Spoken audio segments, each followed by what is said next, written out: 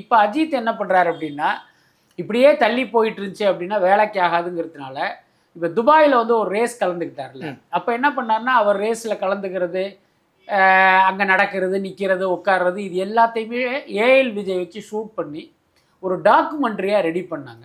இப்போ இவங்க திடீர்னு என்ன முடிவு பண்ணுறாங்க, இதை வெறுமனே டாக்குமெண்ட்ரியாக விட்டோம்னா அதை எத்தனை பேர் பார்ப்பாங்கன்னு தெரியாது. அதை கொஞ்சம் இன்ட்ரெஸ்டிங்காக எடிட் பண்ணி ஒரு ஃபீச்சர் ஃபில்மாக மாற்றினா என்ன, லைக் இந்த F1ன்னு ஒரு படம் வந்துச்சு அந்த மாதிரி. இப்போ அப்படி முடிவு பண்ணி இப்போ அதை வந்து ஒரு ஃபீச்சர் ஃபிலிமாக கன்வெர்ட் பண்ணுற வேலைகள் நடந்துக்கிட்டு இருக்கு. அந்த படத்தை தான் அஜித்குமார் ரேசிங் கம்பெனி தயாரிக்க போகுது. இதுதான் இதுக்கான பேக் ஸ்டோரி. Okay sir. இதில் வந்து முக்கியமாக ஜிவி பிரகாஷும் வந்து மியூசிக் போடுறதா வந்து சொல்லியிருந்தாரு. அது பயங்கரமாக சப்போர்ட் பண்ணுமா சார் படத்தை, அந்த ஆவணப்படத்துக்கு?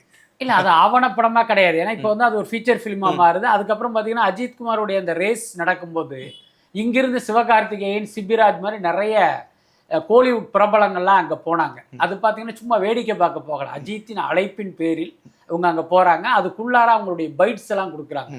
அஜித்குமார் நல்லவர், வல்லவர், சூப்பராக கார் ஓட்டுவார் அப்படிங்கிற ரேஞ்சில் அவங்க நிறைய பைட்ஸ் எல்லாம் கொடுக்குறாங்க. அதையும் கட் பண்ணி உள்ளே இன்செர்ட் பண்ணும்போது இது வந்து ஒரு விறுவிறுப்பான படமாக மாறுங்கிற அடிப்படையில் தான் ஜிவி பிரகாஷை மியூசிக் டைரக்டராக அதில் கமிட் பண்ணியிருக்காங்க.